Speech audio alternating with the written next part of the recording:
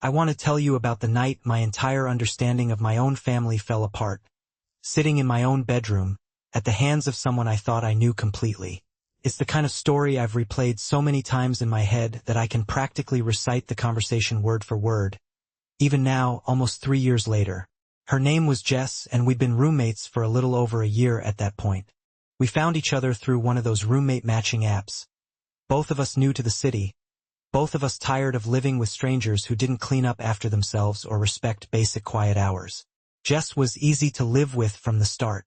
She was tidy, considerate, the kind of person who left little sticky notes on the fridge reminding you whose turn it was to buy milk. We weren't best friends exactly, not at first, but over that year we built the kind of comfortable, low-key friendship that comes from sharing a space day in and day out. We watched trashy reality shows together on Sunday nights. We split grocery bills without ever arguing about it. We knew each other's schedules, each other's coffee orders, the small rhythms of each other's lives.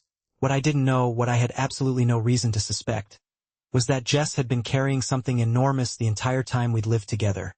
Something that had nothing to do with rent or dishes or whose turn it was to take out the trash. It was a Tuesday night. I remember that clearly because Tuesdays were my long shift at the clinic where I worked as a receptionist, and I usually got home exhausted, wanting nothing more than to collapse into bed. That night was no different. I came home a little after 9, dropped my bag by the door, and headed straight for my bedroom, already mentally halfway into pajamas. I opened my door and stopped dead in the doorway. Jess was sitting on the edge of my bed. Not the couch, not her own room, my bed, in the dark, with just the hallway light spilling in behind me to illuminate her. She had her knees pulled up to her chest, arms wrapped around them, and even in the dim light I could tell she'd been crying. "Jess," I said, my exhaustion instantly replaced by a jolt of alarm. "Hey, what's wrong? What happened?" She looked up at me, and her face was pale, her eyes red-rimmed and swollen. She opened her mouth like she was going to say something, then closed it again, like the words had gotten stuck somewhere on the way out. I moved further into the room, flipping on the small lamp on my nightstand, and sat down carefully next to her, leaving space, not wanting to crowd her. "You're scaring me a little," I said gently. "Talk to me. What's going on?" She took a shaky breath, and when she finally spoke, her voice came out as barely more than a whisper. "I can't hide this any longer." My mind immediately raced through a dozen possibilities.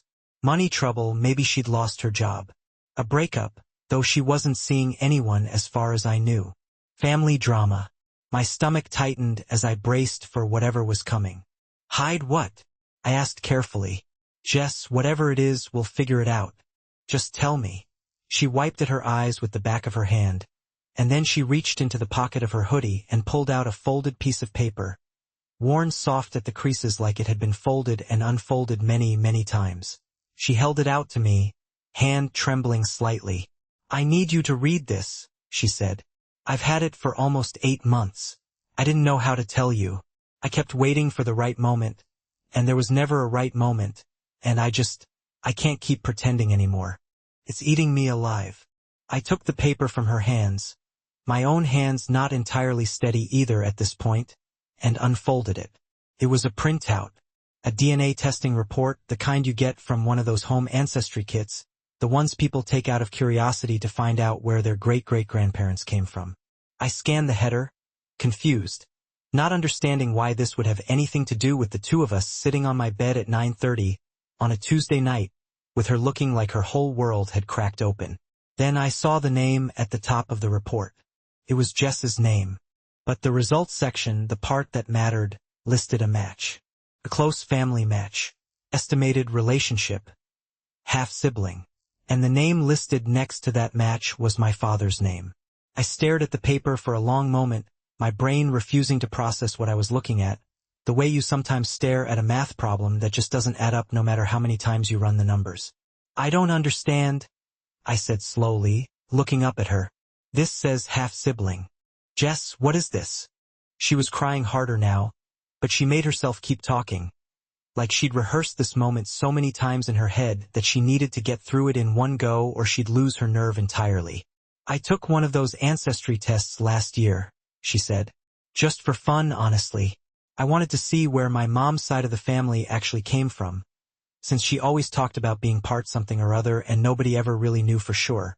And a few weeks after I sent it in, I got a notification. A close match. A half-sibling match. I clicked on it and there was a name and a little bit of information, and I didn't think anything of it at first because I figured it had to be some kind of mistake, or maybe a really distant cousin the algorithm had misclassified. She took a shaky breath. But then I looked closer at the account.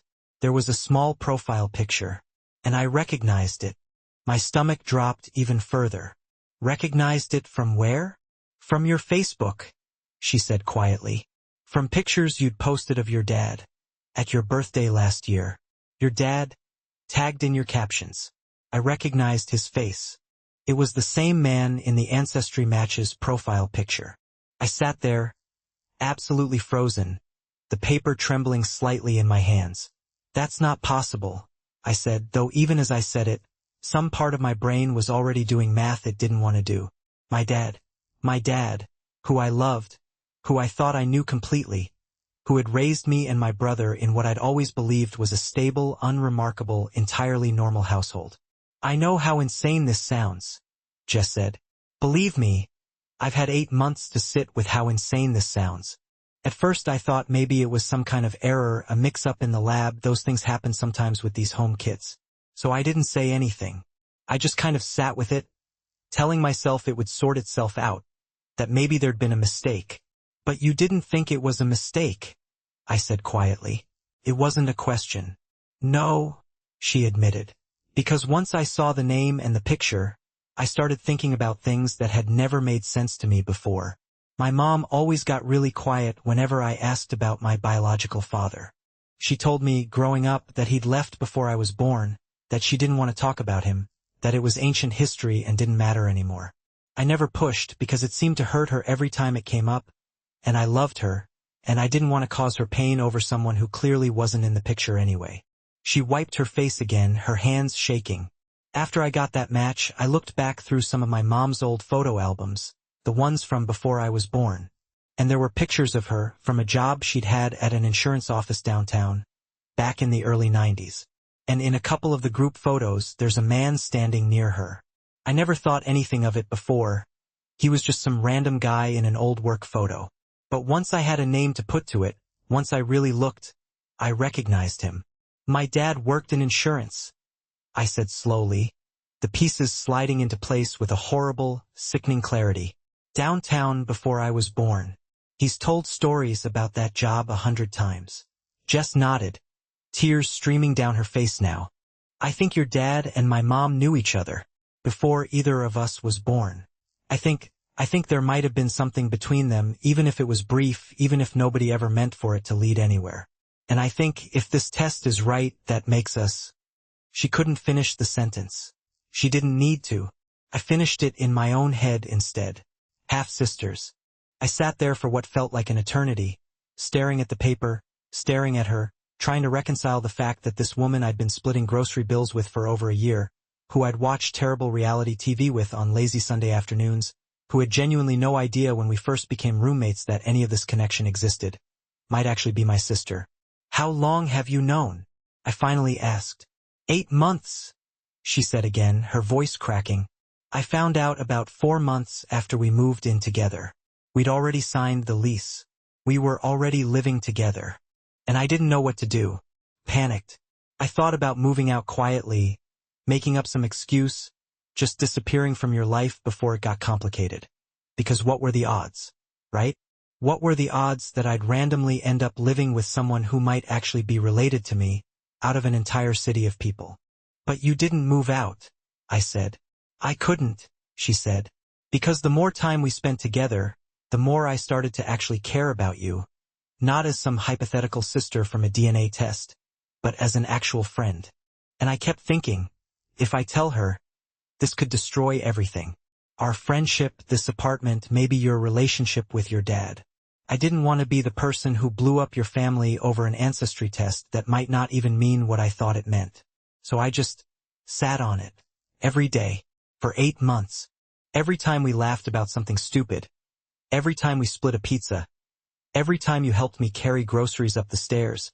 I was carrying this secret the whole time, and it got heavier every single day until I genuinely could not hold it anymore.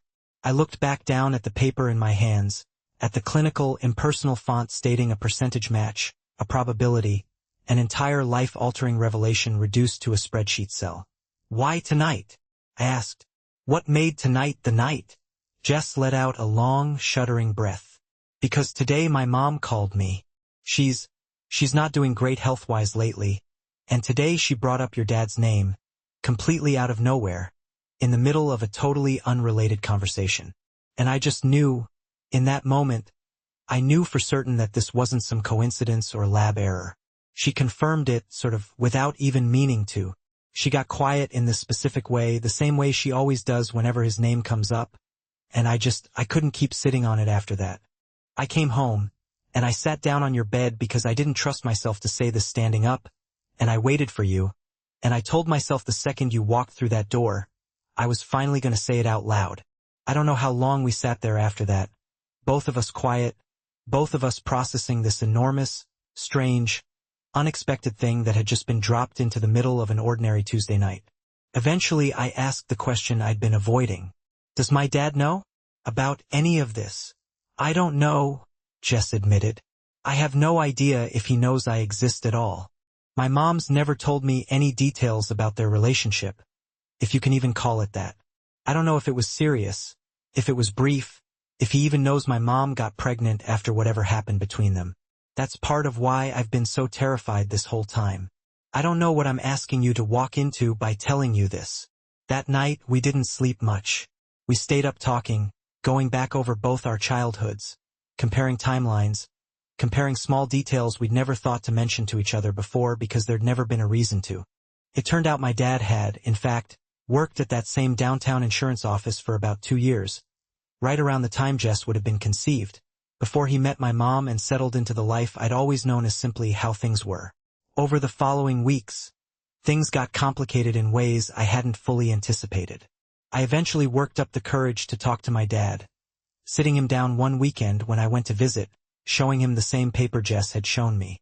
I watched the color drain from his face as he read it, watched him go quiet in a way I'd never seen him go quiet before. He didn't deny it. He told me, haltingly, about a relationship he'd had before he met my mother, brief but real, with a coworker named Diane, Jess's mother, and how things had ended before he ever knew she was pregnant, how he'd moved on, met my mom, built an entirely different life, never knowing there'd been a daughter out there who existed because of a relationship he'd long since filed away as a distant chapter of his 20s. It wasn't an easy conversation. There were a lot of hard questions, a lot of hurt feelings, some anger too, mostly directed at circumstances rather than any one person, since nobody in this story had set out to deceive anyone. My dad hadn't known Jess existed. Jess's mother had her own reasons, whatever they were, for never telling him. And Jess and I had simply stumbled into each other's lives through nothing more than an algorithm matching 2 random roommate profiles in a big, crowded city. Eventually, my dad reached out to Jess directly.